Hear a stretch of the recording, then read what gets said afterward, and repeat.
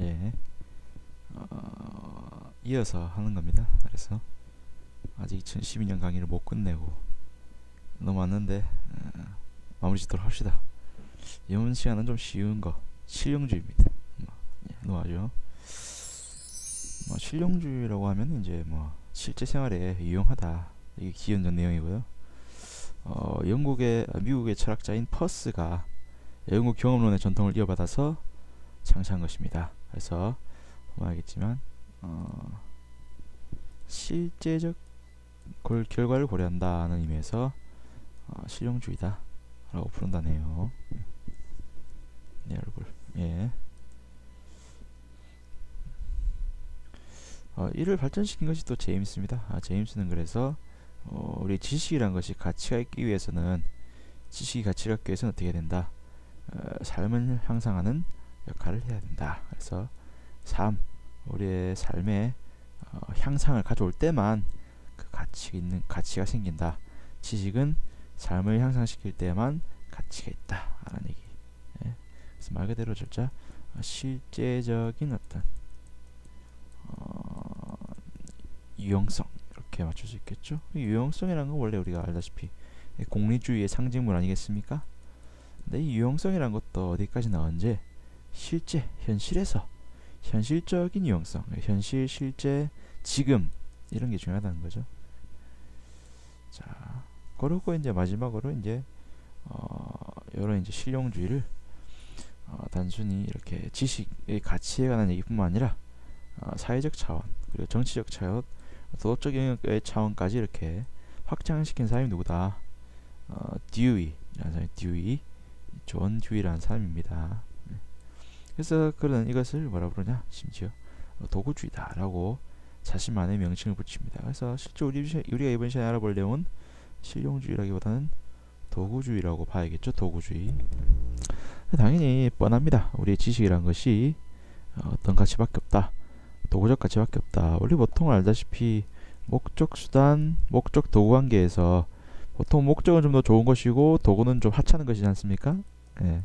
지식을 약간 하찮게 보는 것 같죠. 약간 본질적인 의미보다는 본질적인 의지, 목적이라는 본질적인 어떤 의미보다는 이 지식을 그 자체로서 보지 않고 어디까지나 현실의 도구로만 본다, 도구적 가치로만 본다는 문제가 있죠. 지식을 오직 도구적 가치로만 본다는 거. 그래서 본질적 가치보다는 어떻게 좀 비본질적 가치, 비본래적 가치라고 하죠. 보통 원래 명칭은 비본래적 가치에 보다 집중한다. 그래서 만약 우리가 배우고 있는 윤리와 사상 과목이 현실 생활의 어떤 개선에 도움이 안 된다면 쓸모없는 과목이니까 가치 없는 과목이 되는 거죠. 예. 그런 관점을 지니고 있는 것이 주의의 관점입니다.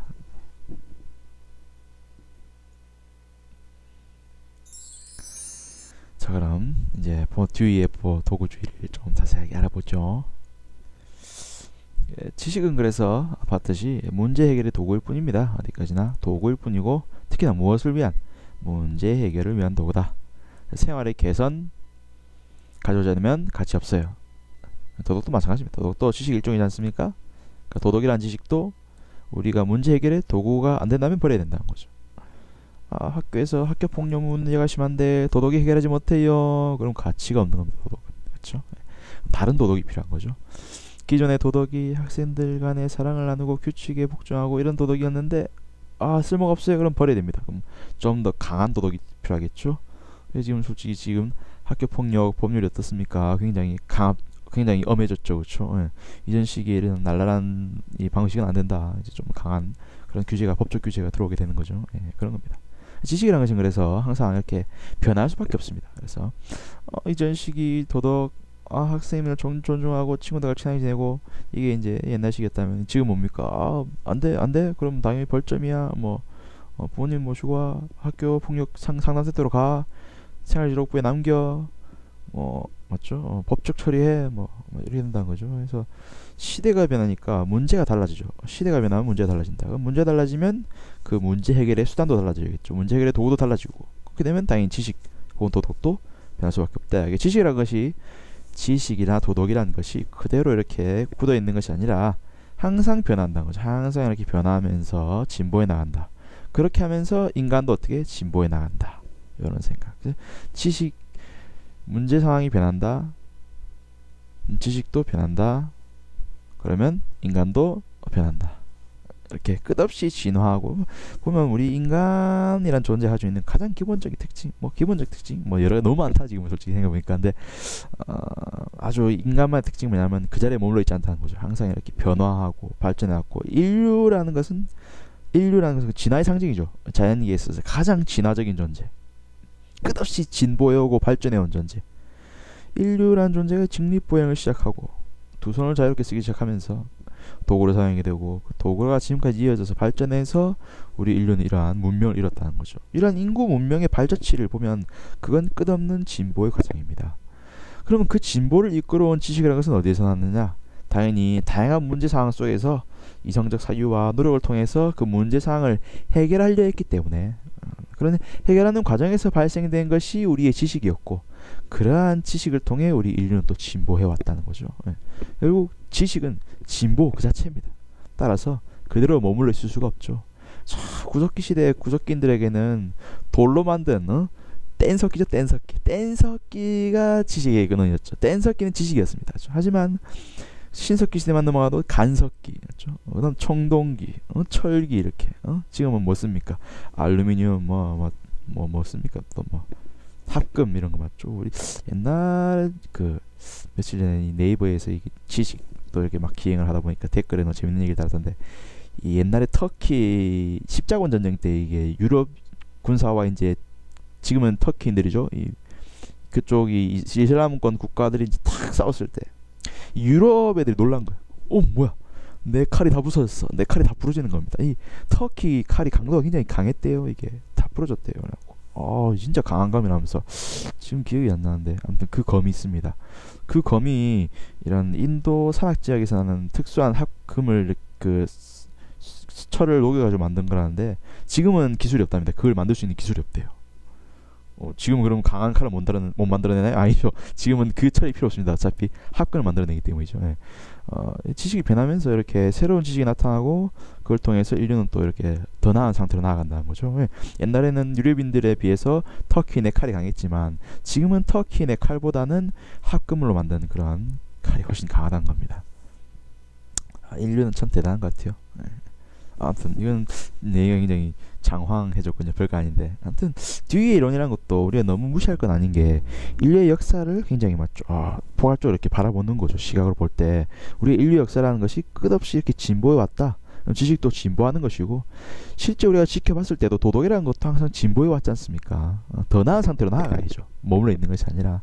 그렇다면 도덕은 객관적이고 절대적인 것이 아니라 성장하고 진보하고 따라서 시대에 따라서 장소에 따라서 다를 수밖에 없고 우리가 시대와 장소에 따라 다르다 혹은 개인마다 다르다는 윤리 도덕을 바라볼 때 우리는 상대적인 윤리 도덕이라고 부르지 않습니까?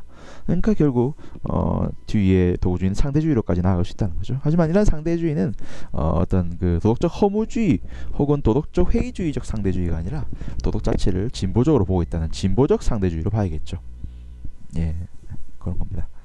인간의 적응력 정말 뛰어나군요. 그래서 듀이가 말합니다. 도덕은 끝없이 변해야 하기 때문에 항상 도덕은 반성해봐야 됩니다. 이게 맞나 안 맞나? 지금 현실에 맞나 안 맞나? 현실 적합성이라고 하죠. 현실 적합성.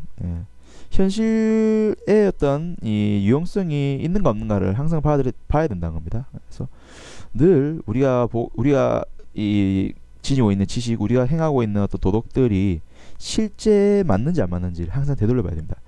지금 보면 몇 가지 안 맞는 부분도 있을 수 있거든요. 그런 건 어떻게 되어 있습니까? 과감히 버리고 또 새로운 것들을 가져와야겠죠. 여러분들이 지금 고등학생이 됐어요. 맞죠? 고등학생이 됐는데 초등학교 때짜리 쓰는 뭐 있지 않습니까? 그 칸 그려져 있는 공책 속에서 어떻습니까? 불편하죠. 맞죠? 하지만 그것을 무시하고 쓸 수도 있겠지만 어떻게 합니까? 우리는 써보니까 이건 그래 지금 고등학교 시기에는 쓸 수 없는 것 같아. 공책을 바꾸겠죠. 맞죠? 좀 가는 거 맞죠? 이런 거 맞죠? 그렇듯이 항상 도덕이라는 것도 변화해야 되기 때문에 변화하기 위해서는 또 그대로 머물러 있으면 안 됩니다. 항상 반성해 봐야겠죠. 이게 맞나 안 맞나, 지금 현실에 도움이 되나 안 되나 이렇게 반성해 본다. 그래서 반성적 도덕입니다. 뒤 도구주의 별거 내용 아닌데 굉장히 짜증나게 맞죠? 장황하게 배워봤죠? 그래서 지식은 일단 첫째 문제 해결의 도구일 뿐이다. 그래서 도구주의다. 둘째, 그렇기 때문에 지식이 항상 변한다. 성장주의다. 진보주의다. 상대주의다. 이렇게 말할 수 있겠죠? 또 반성적 도덕이다. 그래서 도덕이라는 것은 항상 그래서 의심해봐야 되는 거죠. 아, 이게 맞나 안 맞나? 지금 현실에 도움이 된다 안 되나? 자, 이런 내용입니다. 정리해볼까요? 방금 배웠는데 정리 또 할 필요 있나? 도구 응? 성장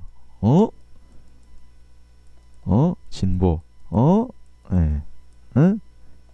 상대 이게 뭐다? 아, 뒤에 도구주의가 담고 있는 생각들이죠. 뒤가 꿈꾸는 이 인간적인 특성은 뭐다? 이렇게 끝없이 진보하고 성장하는 존재, 끝없이 도구를 발전시켜온 존재, 따라서 항상 다를 수밖에 없는 존재라는 겁니다. 자, 문제 한번 풀어볼까요? 다음은 현대 서양 사상가에 대한 설명으로 가장 적절한 것은 방학 동안 많이 쉬니까 이 얼굴이 좀 많이 불었죠, 그렇죠? 야, 이게 전에는 배 만나는데 저 몸 전체로 퍼집니다. 이제 몸이 편하니까 이제 방학 동안 이제 여러분들도 잘 안 보고 이제 맨날 딩딩딩딩 자면서 이제 그랬더니만 얼굴이 맞죠? 2배가 됐네. 아, 그래서 지금 화면을 멀리 잡죠, 그렇죠? 느끼지 않습니까? 그래도 화면 너머로 느껴지는 그 보름달 같은 그 둥근 얼굴, 넙대대하죠. 큰 바위 얼굴입니다. 아무튼 방학 때 되니까 확실히 몸도 편하고 솔직히 뭐 마음도 좀 편해지는 것 같습니다. 뭐 스트레스 별로 안 받고 왠지 모르게 오늘 수업도 뭐 원래 언제 스트레스 받았겠습니까만은 뭐 좀 더 덜 이렇게 좀 더 여유가 느껴지지 않습니까? 하지만 당장 내일이 계약이니까 내일부터 짜증 내기 시작하겠죠, 그렇죠? 짜증 내면 또 수업도 이상하게 하겠죠, 그렇죠? 여러분들도 좀 뭐라 해야 되지? 마음을 좀 편하게 가집시다. 그게 중요한 것 같아요. 자, 뭐 우리 뒤에 배웠는데 뒤에 나오겠죠, 맞죠? 뒤인지 찾아봅시다. 아, 이 내용이 나오네요. 지식이라는 것이 인간의 삶과 분리되어 내재적으로 가치 있다거나 그 자체를 위해서 추구해야 될 그때 가치가 있다는 것이 아니다. 이 말이 뭡니까? 지식이라는 것이 본질적인 가치가 있냐라는 얘기를 하고 있는데 본질적이지 않다는 거죠. 본질적 가치, 지식이라는 것이 딱 그 지식만이 가지는 그런 가치가 있느냐? 없다는 겁니다. 어디까지나 비본질적, 즉 아까 말했죠? 비본래적 가치라고. 비본래적 가치밖에 없다. 즉 수단적 가치밖에 없다. 즉 도구적 가치밖에 없다. 이런 말을 하는 겁니다. 굉장히 좀 잔인할 수도 있는데 이건 단순히 그런 잔인하다고 보는 것이 아니라 인간이 가진 특성에 기인해 있다는 거죠. 인간이 가진 특성, 진보의 상징. 인간의 역사는 진보의 역사입니다. 통찰력 있는 설명이죠. 뒤가 그래서 현대사에 미친 영향이 굉장히 큽니다. 우리가 갖고 있는 기본적인 교육관, 사회관, 지식관을 전체적으로 이렇게 어떤 진보, 발전의 모습으로 바꿨으니까 좀 더 살아있는 느낌이 들죠. 그래서 어디까지는 뭐일 뿐이다, 도구일 뿐이다 라는 얘기. 요 앞부분까지가 어떻게 됩니까? 비본래적이다 라는 얘기를 하고 뒤에 나의 도구적이다 라는 얘기를 하고 있으니까 뒤에 도구적이가 되는 거죠.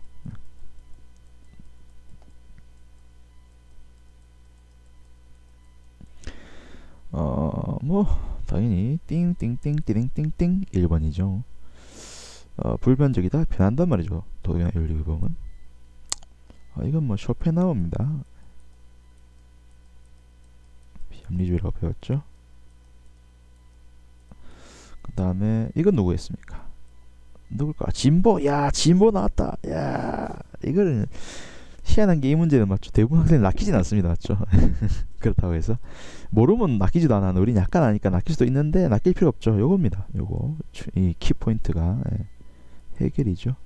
해겔이 볼 때 이제 정신이란 것은 어떤 주관이 소외를 극복하기 위해서 발전해 나가는, 그래서 소외를 극복하기 위해서 끝없이 자기 외부적 존재들, 즉 객관적인 속성들을 어떻게 흡수하죠. 막 맞죠? 드래곤볼 속의 셀처럼 맞죠? 이렇게 18호 먹고 막 더 커지고 막 진화하는 진보는 진보인데 어디까지나 그렇게 하면서 점점 무엇으로 향해서 절대 정신으로 나아가는데, 실제는 절대 정신은 나중에 완성되는 것이 아니라 처음부터 난 절대 정신이었어요. 근데 이제 소외를 깨트리면서 점점 내가 절대 정신인 걸 깨닫는 거죠. 좀 진보한 내용인데 고등학교 수준에 맞지 않습니다. 다음 5번 이성적 관조를 통한 필연적 인과 법칙 인식. 이건 누구겠습니까? 이성적 관조. 영혼의 상 아래에서의 관조 이 말을 한 사람이니까 인과 법칙 인식 얘기하는 거 보니까 누구였습니까? 예, 그랬죠. 쇼펜한다. 스피노자. 네. 요래 되겠죠. 요래 됩니다. 답은 1번. 자, 뭐 오늘 이 시간도 뭐 1시간 대도 안 한 거 맞죠? 이거 찍겠다고 몇 달을 지금 놀았는데 찍었습니다. 여러분들 마무리 잘 하십시오. 다음 주에 또 봅시다.